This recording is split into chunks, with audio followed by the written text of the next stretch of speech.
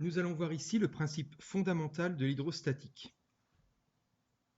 Alors, prenons un récipient vide. À l'extérieur, il règne la pression P0. Comme ce récipient est ouvert en haut, bien sûr, si on considère un point au fond du récipient,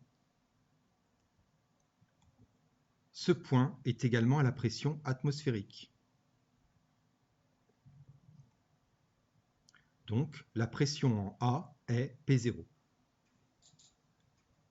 Maintenant, on va remplir ce récipient d'eau. On comprend tout à fait que la pression en A résulte de la pression atmosphérique plus de la pression due à l'eau.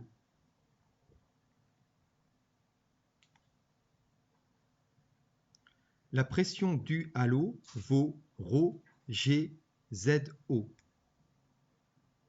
Avec ZO, la hauteur d'eau au-dessus du point A, ρ la masse volumique de l'eau et G l'intensité de la pesanteur, on peut prendre la valeur de 10.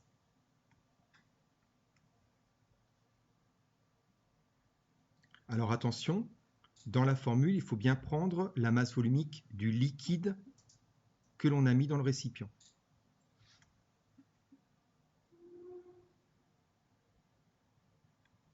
En résumé, la pression en A, c'est la pression due à l'eau plus la pression exercée par la pression atmosphérique sur la surface libre du liquide. Maintenant, si on prend deux récipients, l'un avec de l'eau, l'autre avec de l'huile, et qu'on met exactement la même hauteur de liquide dans les deux récipients, on se rend compte que la pression en A n'est pas la même.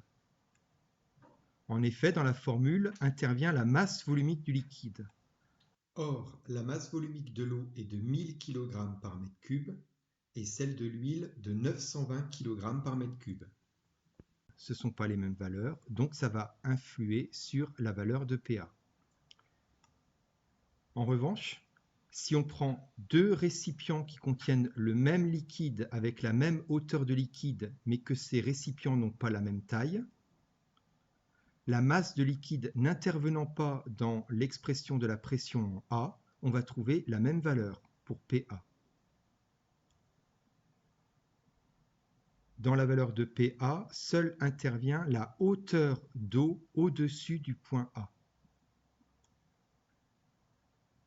Il faut voir aussi que toute l'eau, tout le liquide qui se trouve sous le point A n'intervient pas pour la valeur de sa pression.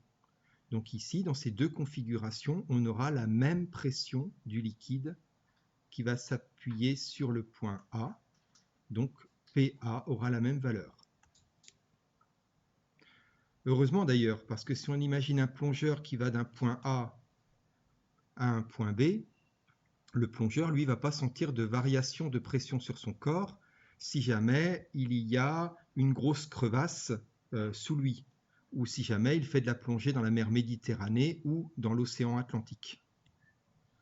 La pression qui s'exerce sur le plongeur dépend uniquement de la hauteur d'eau qu'il a au-dessus de lui. Ce qui est en dessous ne compte pas. Donc, on va résumer. Si on a un point A dans un liquide, la relation fondamentale de l'hydrostatique permet d'écrire PA égale P0 plus ρGZA. On prend un autre point B, on va écrire PB est égal à P0 plus ρGZB. Donc, la différence de pression entre les points A et les points B, PB moins PA est égal à ρGZB moins ZA. On voit que le terme P0 disparaît. Cette relation, c'est le principe fondamental de l'hydrostatique. Alors on peut trouver différentes écritures. On peut écrire ce principe également sous la forme PB moins PA égale ρGH, avec H la distance entre les points A et B.